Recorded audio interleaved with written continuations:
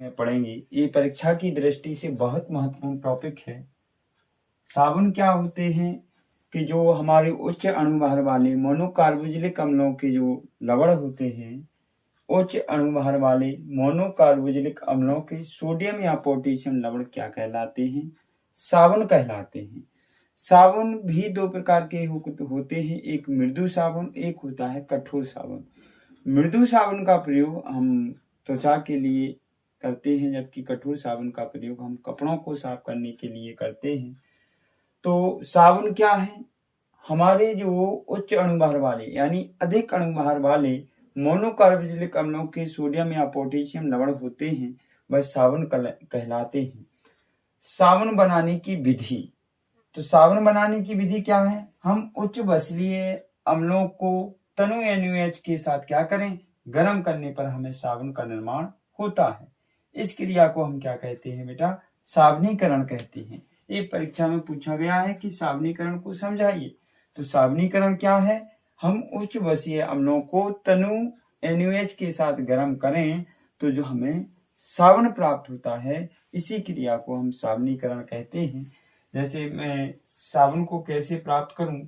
एक उच्च बसीय अम्ल लूं, CH2COO C17H35, साथ ही साथ CHCOO C17H35,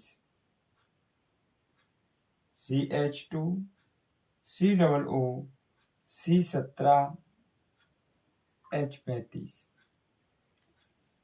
इसकी क्रिया हम किससे करा दें? NaOH से, तनु NaOH से करा दें, जो सोडियम हाइड्रोक्साइड है। ये बेटा हमारा क्या है? स्टीयरेट है। और स्टीयरेट को हम क्या कर दें? सोडियम हाइड्रोक्साइड के साथ गर्म कर दें तो होगा क्या बेटा?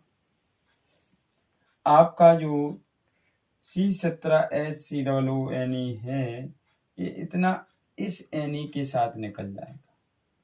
तो अपन को क्या प्राप्त हो जाएगा बेटा? बाकी जो बचा हुआ है CH2OH, CHOH और क्या? CH2OH, और साथ ही साथ तीन अणु हमें किसके प्राप्त होंगे? C17H35 COO जो का फॉर्मूला है साबुन का, अलग से लिख सकते हैं यहाँ पर। साबुन का फॉर्मूला C17H35 COO। ये क्या है बेटा? साबुन। तो हमें ग्लिसरीन प्राप्त हुई है और साथ ही साथ क्या प्राप्त हुए हैं? साबुन। तो उच्च बसीय अम्लों की क्रिया तनु NaOH के साथ गर्म करा दें तो हमें साबुन प्राप्त होते हैं। इसी क्रिया को बेटा साबुनीकरण कहते हैं। ये परीक्षा में बहुत बार पूछा गया प्रश्न है। अगला है हमारा सबसे महत्वपूर्ण टॉपिक, मिसेल या साबुन की स्वच्छीकरण की क्रिया। क्या है साबुन की स्वच्छीकरण क्रिया? हम आपको बता दें, साबुन के अणु क्या होते हैं? लंबे श्रृंखला वाली कार्बोजिलिक अम्लों के सोडियम या पोटेशियम लवण क्या कहलाते हैं? साबुन कहलाते हैं। साबुन का अणु जो होता है वो दो सिरों वाला होता है। अब हम आपको बता दें वो दो सिर कौन कौन से होते हैं। तो एक तो होता है ये लंबी कार्बन श्रृंखला वाला एक कार्बोजिलिक अम्ल होता है, जिसका यहाँ पर जो सिरा हो, इस वाले भाग को हम सिर कहते हैं और पीछे वाले हिस्से को हम इसका क्या कहते हैं? पूंछ कहते हैं, साबुन के सूत्र को। या इसी को हम इस रूप का भी लिख सकते हैं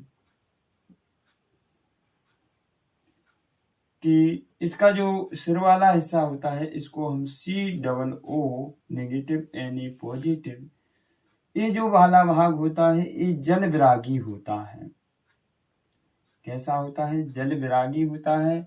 और ये जो सिर वाला हिस्सा होता है वो जल लागी होता है, यानी लागी में प्रेम करने वाला, स्नेह करने वाला, और विरागी मतलब होता है जो जल से प्रेम नहीं करता है, अर्थात घृणा करता है। तो जब हम क्या करें, साबुन को जल में घोलते हैं, साबुन को जल में घोलते समय क्या होता है कि जो जल विरागी वाला भाग है ये बेटा आपस में केंद्र की ओर एकत्रित होने लगते हैं जल के साबुन के अणु, और जबकि जल रागी वाला हिस्सा कहाँ जल के संपर्क में आने लगता है, यानी बाहर की ओर होने लगता है। और ये जब हम ये साबुन कपड़ों पर लगाते हैं या पानी में घोलते हैं तो बेटा ये क्या करते हैं कि जो जल विरागी वाला भाग है वो केंद्र में एकत्रित होने लगते हैं, और जो जल स्नेही वाला भाग होता है वो बाहर की ओर निकल आते हैं, और इस प्रकार की श्रृंखला का निर्माण करते हैं या इस प्रकार की संरचना का निर्माण करते हैं, जिसे हम बेटा क्या कहते हैं, मिसेल कहते हैं। यही क्वेश्चन पूछा जाता है कि मिसेल क्या कहलाता है, तो हम आपको बता दें, इस प्रकार का आपको चित्र बना देना है और ये आपका क्या होगा, मिसेल होगा। इस प्रकार से आपको स्ट्रक्चर बनाना है। और यही जो गंदे कपड़े होते हैं उन्हीं में ये जो साबुन का संरचना होता है पूंछ वाला हिस्सा, उसी मैल में अपनी इस पूंछ को घसेड़ देता है और इस प्रकार की संरचना बना लेता है, जिससे जो गंदगी होती है उनकी कपड़ों से क्या हो जाती है, ढीली पड़ जाती है, और उनके केंद्र में जो गंदगी होती है वो फंस जाती है। और जब जल के साथ इसको कपड़ों को साफ कर देते हैं या खंगार देते हैं, जिससे क्या हो जाता है कि जो मैल वगैरह होता है वो कपड़ों के साथ पानी के साथ बह जाता है। बेटा जल में साबुन को घोलकर कपड़े धोने में प्रयोग करते हैं तो साबुन का जलरागी वाला भाग आकर्षित होता है। साबुन का जलरागी वाला भाग कौन सा है, ए वाला, और ए क्या होता है, जल की ओर आकर्षित होता है। जबकि जल विरागी वाला भाग क्या है, ए वाला जल विरागी, जो जल से क्या नहीं करता है, स्नेह नहीं करता है। जल विरागी वाला भाग केंद्र की ओर एकत्रित होकर के एक संरचना का निर्माण करता है, जिसे हम बेटा क्या कहते हैं, मिसेल कहते हैं। और इस कारण पानी में इमल्सन बनता है। इमल्सन मतलब मिसेल ही कहलाता है या पायस कहलाता है, सॉरी, इमल्सन को पायस कहते हैं। जब यह इमल्सन धूल मैल आदि के संपर्क में आता है तो इनके कण मिसेल के केंद्र में समा जाते हैं और कपड़े पर मैल की पकड़ क्या हो जाती है, कम हो जाती है, और पानी से धोने पर ये मिसेल गंदगी को लेकर पानी के साथ क्या हो जाते हैं, बाहर निकल जाते हैं, और हमारे कपड़े कैसे हो जाते हैं, साफ हो जाते हैं। यही साबुन की स्वच्छीकरण क्या है, क्रिया होती है, जो परीक्षा की दृष्टि से अत्यंत महत्वपूर्ण है माय डियर स्टूडेंट्स। आखिरी हमारा लास्ट टॉपिक है इस चैप्टर का, अपमार्जक। अपमार्जक क्या होते हैं बेटा, लंबी श्रृंखला वाले कार्बनिक अम्लों के अमोनियम या सल्फोनेट लवण क्या कहलाते हैं, अपमार्जक कहलाते हैं बेटा। जो साबुन होते हैं वो कठोर जल में बेटा अच्छा झाग नहीं बनाते हैं, लेकिन अपमार्जक होते हैं, अपमार्जक वह होते हैं जो कठोर जल में क्या कर लेते हैं, अच्छा झाग बना लेते हैं। अपमार्जक वह होते हैं जो कठोर जल में भी अच्छा झाग बनाते हैं। साबुन बेटा कठोर जल यानी खारा जल में अच्छा झाग नहीं बना पाते हैं, इस साबुन को फटा देते हैं और अच्छे से कपड़े साफ नहीं होते हैं। जबकि उनकी जगह पर हम अपमार्जकों का प्रयोग करें तो ये खारे जल में अर्थात कठोर जल में भी अच्छा झाग बना लेते हैं और कपड़ों को साफ कर देते हैं। लंबी श्रृंखला वाले कार्बनिक अम्लों के अमोनियम या सल्फेट लवण क्या होते हैं बेटा, अपमार्जक होते हैं। यह भी परीक्षा की दृष्टि से बहुत महत्वपूर्ण टॉपिक है। Thank you. आज हम एथिल अल्कोहल के बारे में पढ़ेंगे। तो एथिल अल्कोहल क्या है और इसका IUPAC नाम क्या है, रासायनिक सूत्र क्या है, बनाने की विधि क्या है, रासायनिक गुण क्या होते हैं जो परीक्षा में पूछे जाते हैं, हम उन्हीं पर चर्चा करेंगे बेटा। एथिल अल्कोहल का रासायनिक सूत्र, रासायनिक सूत्र के बारे में बात करें तो एथिल अल्कोहल का रासायनिक सूत्र CH3CH2OH। बेटा हम इसको ऐसे भी लिख सकते हैं, कंबाइंड रूप से कितने कार्बन हैं, 2 कार्बन हैं, C2, हाइड्रोजन कितने यहाँ पर, 3 और 2 5, C2H5 OH भी क्या है, एथिल एल्कोहल है। इसका IUPAC नाम क्या है? तो बेटा 2 कार्बन है, 2 कार्बन को क्या कहते हैं, एथ कहते हैं। सिंगल बॉन्ड है तो एन कहते हैं, और OH को ऑल कहते हैं। तो इसका IUPAC नाम क्या हुआ, एथेनॉल। बेटा एथिल एल्कोहल का रासायनिक सूत्र C2H5 या CH3CH2OH है। IUPAC नाम क्या है, एथेनॉल। अब बनाने की विधि में हम आपको बता दें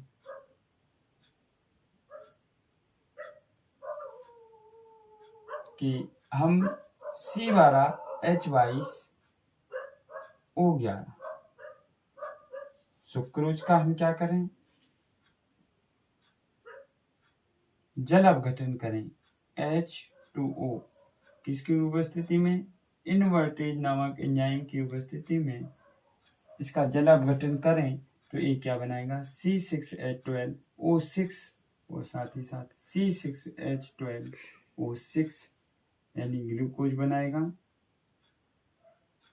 और साथ ही साथ क्या, फ्रक्टोज बनाएगा। अब हम क्या करें, इस ग्लूकोज का C6H12O6 का हम बेटा जाइमेज एंजाइम की उपस्थिति में क्या करा दें, किण्वन करा दें, तो हमें क्या प्राप्त होगा बेटा, C2H5OH के 2 अणु प्राप्त होंगे, साथ ही साथ हमें क्या प्राप्त हो जाएगा, CO2। तो ये हमारे एथिल एल्कोहल बनाने की विधि है।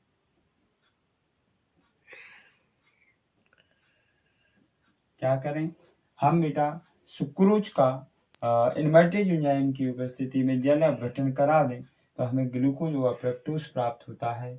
इस जो ग्लूकोज प्राप्त हुआ है इसका जाइमेज एंजाइम की उपस्थिति में बेटा किण्वन करा दें तो हमें क्या प्राप्त हो जाएगा, एथिल एल्कोहल प्राप्त हो जाएगा। ये बनाने की विधि है।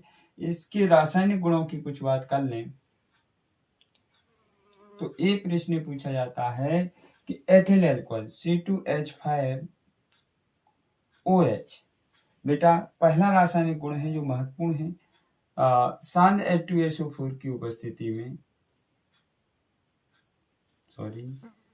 सांद्र H2SO4 की उपस्थिति में अगर हम इसको 100 डिग्री सेल्सियस पर गर्म करते हैं तो क्या होता है।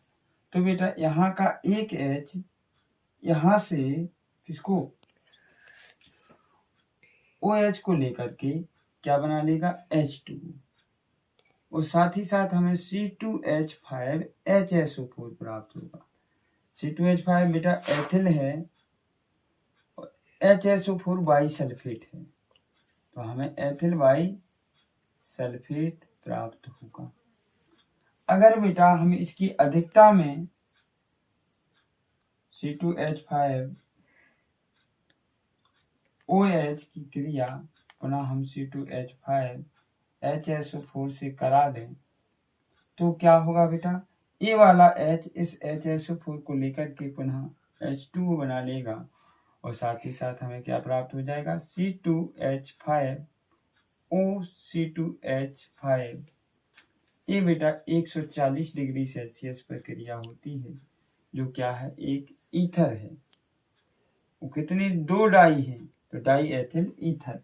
या तीसरी कहें हम बेटा C2H5OH का हम क्या करें, एथिल एल्कोहल को हम सांद्र H2SO4 की उपस्थिति में 160 डिग्री सेल्सियस पर गर्म कर दें तो बेटा C2H4 प्राप्त होगा, और साथ ही साथ हमें H2O प्राप्त होगा, ये एथीन प्राप्त होगा। ये महत्वपूर्ण टॉपिक है, ये एक ही रासायनिक गुण है। या यदि हम 100 डिग्री सेल्सियस पे करते हैं एथिल एल्कोहल को सांद्र H2SO4 के साथ गर्म तो एथिल बाई सल्फेट प्राप्त होगा, और अगर बेटा 160 डिग्री सेल्सियस पे करते हैं तो एथीन प्राप्त होगा। आप इतना सब याद नहीं रख पाते हैं तो ये रिएक्शन जरूर याद रखें कि एथिल एल्कोहल को सांद्र H2SO4 के साथ 160 डिग्री सेल्सियस पे गर्म करने पर एथीन प्राप्त होता है। ये वाली रिएक्शन बहुत महत्वपूर्ण है। दूसरी बात हम कर लें कि हम CH3CH2OH यानी एथिल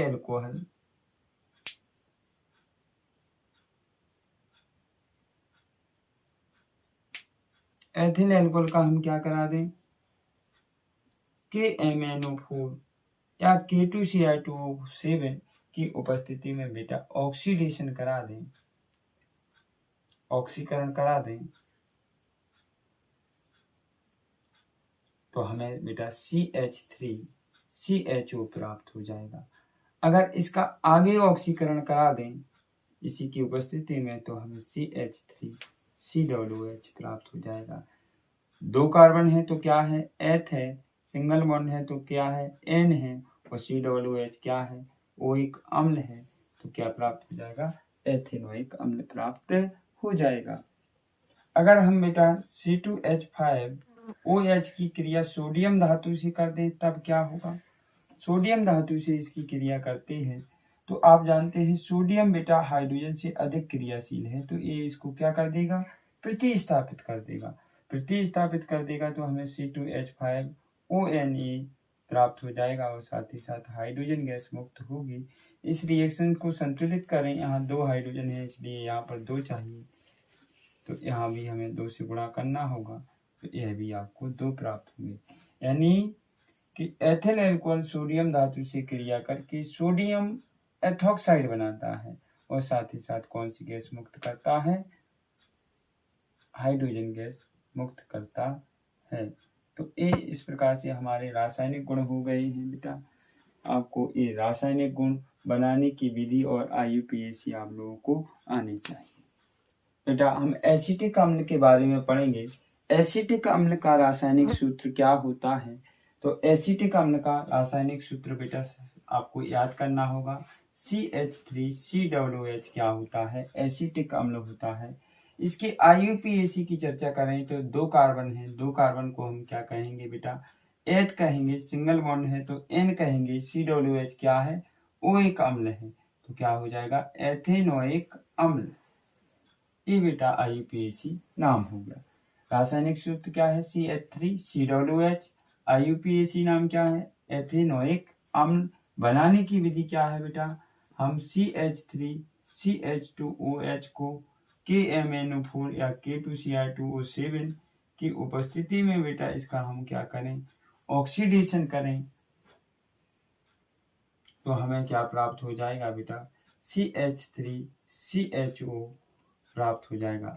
एक बार और इसका ऑक्सीडेशन कर दें इसी की उपस्थिति में तो हमें क्या प्राप्त हो जाएगा, CH3COOH प्राप्त हो जाएगा। ये आपका बेटा 2 कार्बन है इसलिए एथ है, सिंगल बॉन्ड है तो N है, OH है तो ऑल है। यहाँ पर 2 कार्बन है तो एथ है, सिंगल बॉन्ड है तो N है, CHO है तो अल है। यहाँ पर 2 कार्बन है तो बेटा एथ है, सिंगल बॉन्ड है तो N है, और COOH वो एक अम्ल है, तो क्या हो जाएगा, एथेनोइक अम्ल। ये हमारे बनाने की विधि हो गई है। ये यहाँ से एक प्रश्न आता है कि एसिटिक अम्ल बनाने की विधि व उनके 3 रासायनिक गुणों पर चर्चा कीजिए।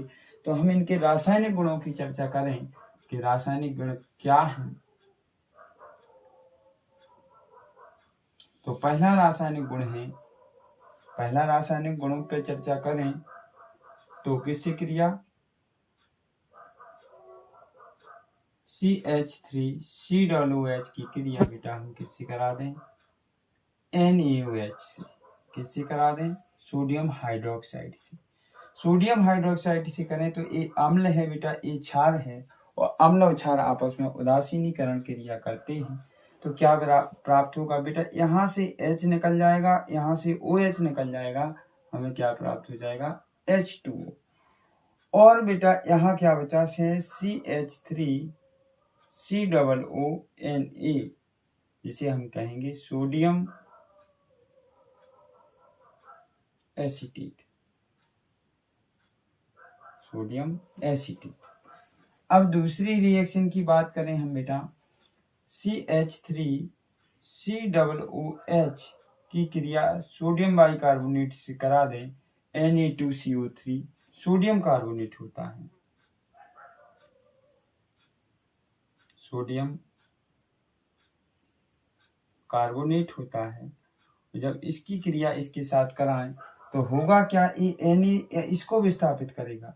अब चूंकि यहाँ पर एक हाइड्रोजन है, यहाँ 2 Na है, तो यहाँ पर 2 कर दें तो क्या बन जाएगा बेटा, ये Na यहाँ से ले जाएगा और हमें क्या प्राप्त हो जाएंगे बेटा, 2 अणु CH3 COO के, जो क्या है सोडियम एसीटेट है, और यहाँ से 2 H निकलेंगे तो CO3 के साथ क्रिया करके H2O और क्या बना लेगा, CO2 कार्बन डाइऑक्साइड।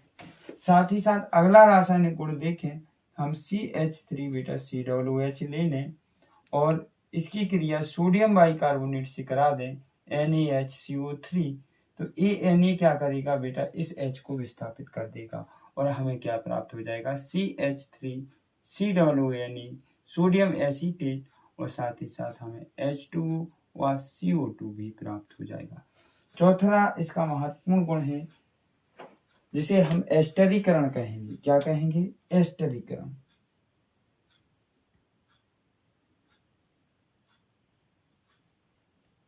ये बोर्ड परीक्षा में पूछा जाता है, कई बार आया है कि एस्टरीकरण क्या है। एस्टरीकरण पर टिप्पणी लिखिए।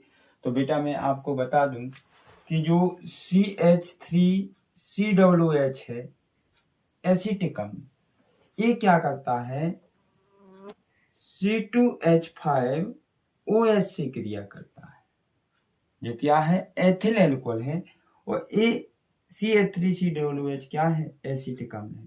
थोड़ा सा मैं लिख दूं, एसिटिक अम्ल और एथिल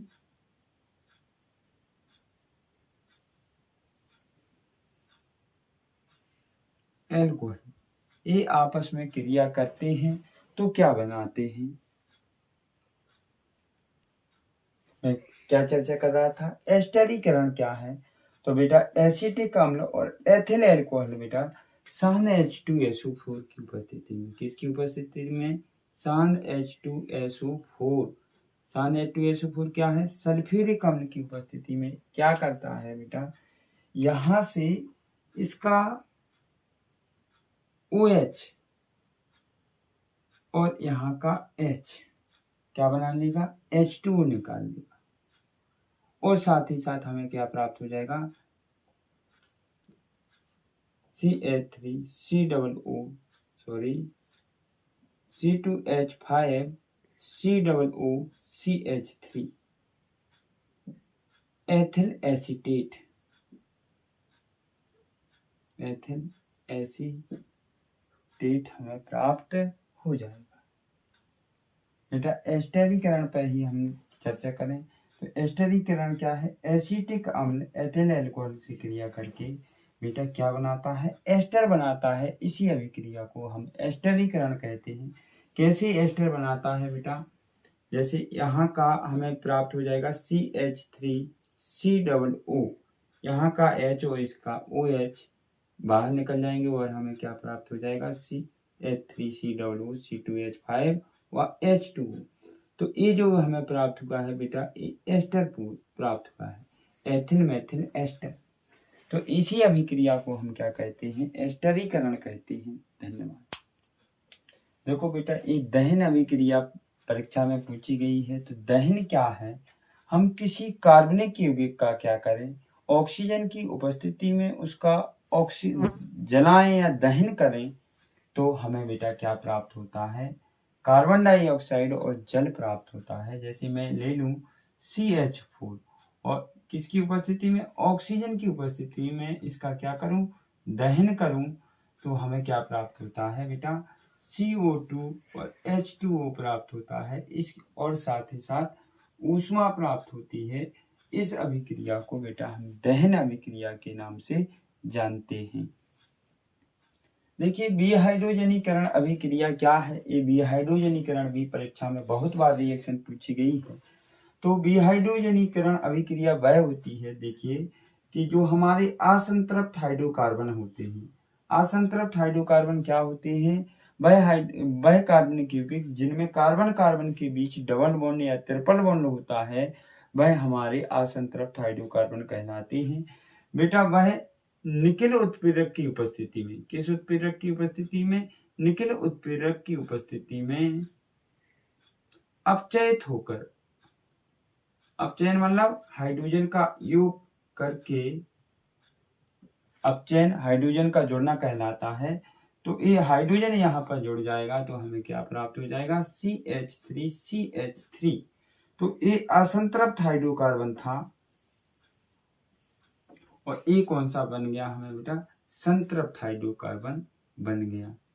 तो कहने का तात्पर्य यह है कि वह अभिक्रिया जिसमें असंतृप्त हाइड्रोकार्बन निकेल उत्प्रेरक की उपस्थिति में अपचयित होकर के संतृप्त हाइड्रोकार्बन में परिवर्तित हो जाते हैं, ऐसी अभिक्रिया को बेटा विहाइड्रोजनीकरण अभिक्रिया कहते हैं।